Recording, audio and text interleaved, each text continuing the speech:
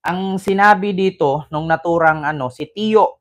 Sa mga hindi po nakakilala kay Tio Moreno, siya po yung hindi ko alam kung vlogger ba yan siya or supporter. Hindi ko alam kung Viva Max artist ba yan siya kasi nakita ko sa Twitter parang Viva Max artist naman siya siguro.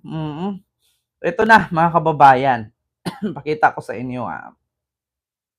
Kasi actually mga kababayan, ito kasi yung nakita ko. Oo, kung nasilip nyo, yung sulat ni Tio Moreno. Magkapatid ba siya ni Isko? Ay, hindi po. Si Isko Moreno, hindi po siya Moreno. Ang totoong apelyido po ni Isko ay Dumagoso. Actually, screen name lang niya yung Moreno. Kasi si Kuya Germs kasi ang handler or ang tatay-tatayan ni Isko noon nung nag-artista pa si Yorme Isko. So ito po ang post ni Tio Moreno. Ayan, si Tio Moreno ay isa siyang, hindi ko alam kung ano siya. Ngayon ko nga lang yan siya nakita, sumulpot eh. Kasi kadalasan sa mga nakikilala ko dati, si Sas, si Maharlika, si Tipi, si Thinking Pinoy, tapos si Mocha, si sino pa, si GM, ano ba yon? Si Jamagno. Oo, yun lang nakikita ko eh. Wala nang iba. Nagulat ako, biglang may pumasok na. Hindi ko alam kung lalaki ba ito o bakla yata ito. Oo. Siya ba yung teacher? Hindi po siya yung teacher. Oo. Naano lang natin dyan sa ating thumbnail yung teacher. Mamaya pag-usapan din natin yan. So ito po, patungkol po ito kay Tio Moreno and kay Attorney Claire Castro. Ang sabi dito sa post, no, speechwriter yan ni Saraol, si Aklang Tio Moreno. Speechwriter, kaya naman pala Mr. Chair, Sheminat, kaya naman pala, kabaklaan. Di ba? So ito ang sabi ni Tio Moreno kay Attorney Claire Castro bilang PCO ngayon. So ang sabi niya dito, remove her now or face irreparable damage. Sabi niya, remove her now or face irreparable damage. So Bongbong Marcos should remove Attorney Claire Castro as soon as possible, as she is only adding to the already damaged reputation of his administration. So ito pa lang sa mga post na ganito mga kababayan, sa sigaw-sigaw ni Digong doon sa Cebu, na sa maisog rally Kemerot, ang sabi nila ay si BBM daw hindi bababa sa pwesto, magiging diktador daw, mag-declare daw ng martial law at patuloy daw ang pamumuno ni BBM. Parang yung mga DDS ata ang mga diktador. Yan. Biruin mo, remove her now or face irreparable damage. No? So, bakit parang sila ata ang mga diktador? Biruin nyo, lakas ng loob, scriptwriter ka lang pala, lakas mo ng loob magpo-post-post, tapos maninira ka pa sa isang attorney. Ano bang nagawa mo? Ano bang degree mo para siraan mo ng isang attorney? Na hindi mo naman, wala naman sigurong ginawa si Attorney Claire sa'yo. Diba? Maliban na lang kung inggit ka kay Attorney Claire sa'yo or inggit ka kay Attorney Claire. Diba? Daming diktador ngayon, noon puon lang nila, ngayon diktador na pati. Kaya nga, diba? Ito ang sabi, Bongbong Marcos should remove Attorney Claire Castro as soon as possible, as she is only adding to the already damaged reputation of his administration. So, hindi, actually mga kababayan, dito sa unang sentence ng post ni Tio Moreno, na ano daw, as she only adding to the already damaged reputation of his administration. So, sabi dito, so, already adding daw, tawag dito, she is only adding to the already damaged. So, nagdagdag pa daw si Pangulong Bongbong Marcos, no, ng isang nakakasira sa reputasyon sa administrasyon niya. Yung dating sira na nga, nagdagdag pa ng kasiraan. So kailangan daw i-remove.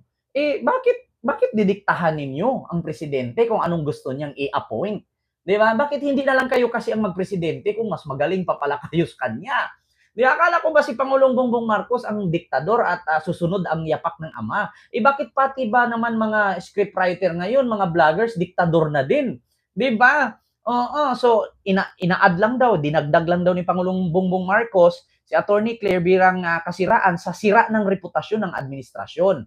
Ngayon, ang tanong ko, mga kababayan, bakit nga ba nasabi ng mga DDS na sira ang reputasyon ni Pangulong Bongbong Marcos? Sino nga ba ang sumira?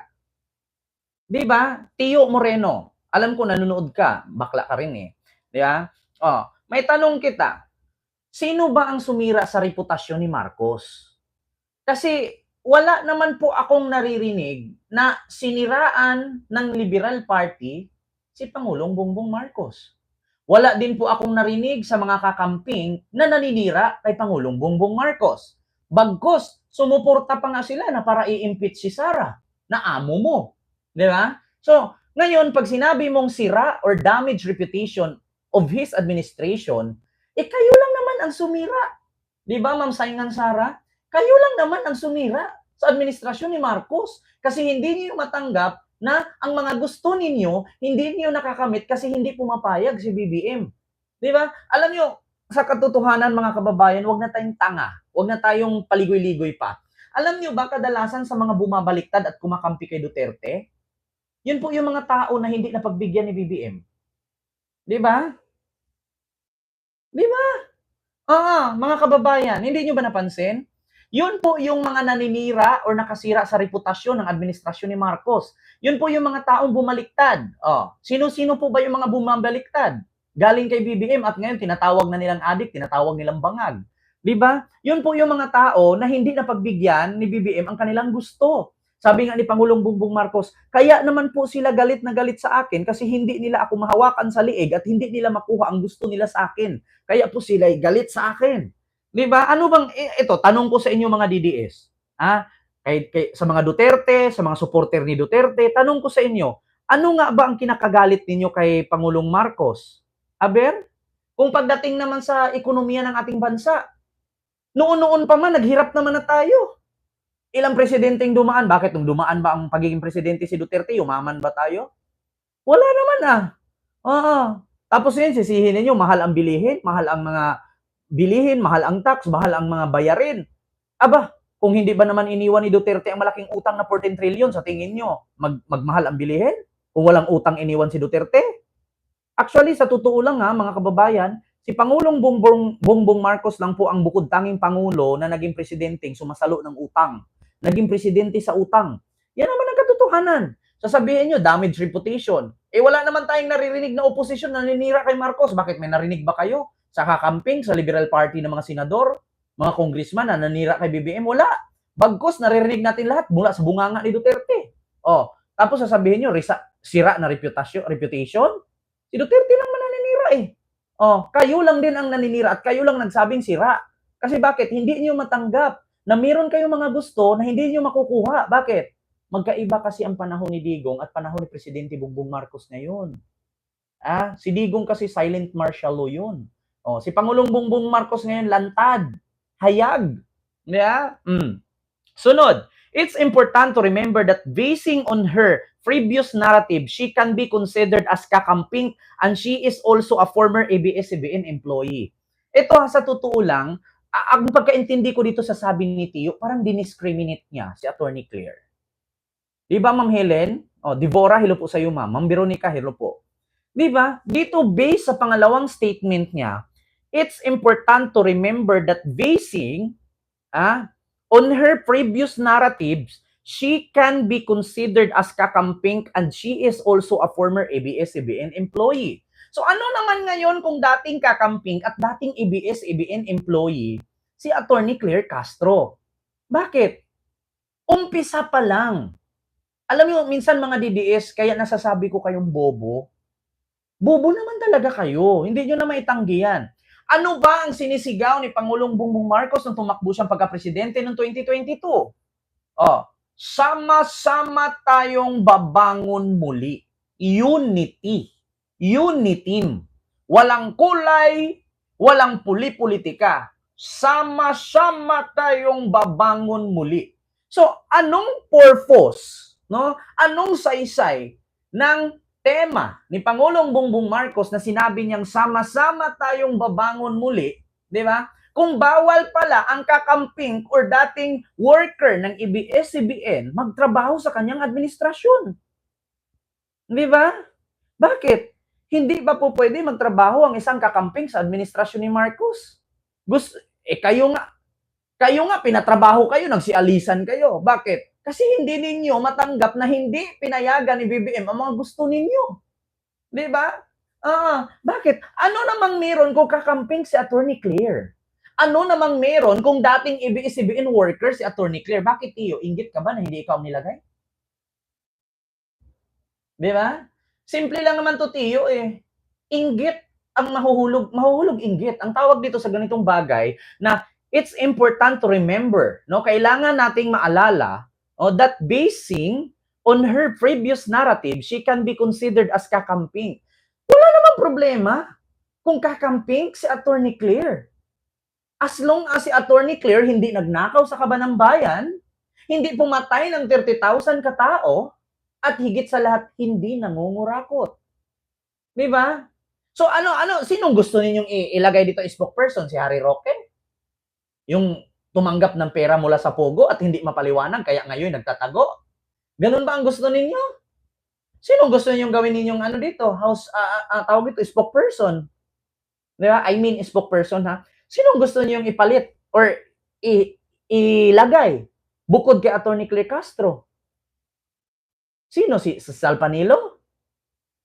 Uy, mga DDS, gising-gising. Hindi po si Digong ang presidente. Di ba? Hindi si Digong ang presidente, kaya wala kayong karapatang diktahan. Si Marcos, mas matalino si Marcos kaysa kay Duterte. Yun ang totoo. Di ba? Sino bang gusto ninyong ilagay si Attorney Libayan? Wag na. Di ba? Sino gusto ninyong ilagay dito? Di ba? Walang problema kung si Attorney Claire ay kakamping, kung si Attorney Claire ay dating ABS-CBN employee. Bakit? So, ang gusto kasing iparating ni Tiyo dito, Moreno, na dating ABS-CBN employee yan, dating kakamping yan, baka paghigantihan ang DDS. Ganun ba? Dating ABS-CBN employee yan, dating kakamping yan, baka maghigantihan sa mga DDS. Bakit? Hindi nyo pa ba nahalata? Napiyok tuloy ako. Di ba? Hindi nyo pa ba nahalata?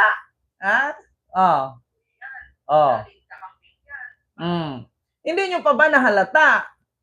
Baka sabihin ninyo, si Attorney Claire, kailangan tanggalin ni Pangulong Bongbong Marcos yan kasi kakamping yan, dating trabahante ng ABS-CBN. Hindi nyo pa ba nahalata? Sasabihin na, baka maghigantihan kay Duterte. Hindi nyo pa ba nakita? Hindi nyo pa ba narinig? Klaro naman po, hindi naman po siguro tayo mga bungol. Hindi naman po siguro tayo mga bulag. Hindi naman siguro tayo mga pipi. Rinig na rinig nyo naman kung paano birahin ni Attorney Claire si Digong. Sabi ni Minardo Junior Parsan, kawawa ka naman for the view lang. Wala, natural. Nag-vlogger pa ako na walang manood sa akin. Mas kawawa yung mga DDS na bubo na katulad mo. Bulag-bulagan daw. Wala akong pakialam. Kung tutuusin nga, kung makipagkita ako kay Mama Leni ngayon, mag-sorry ako, why not? Bakit?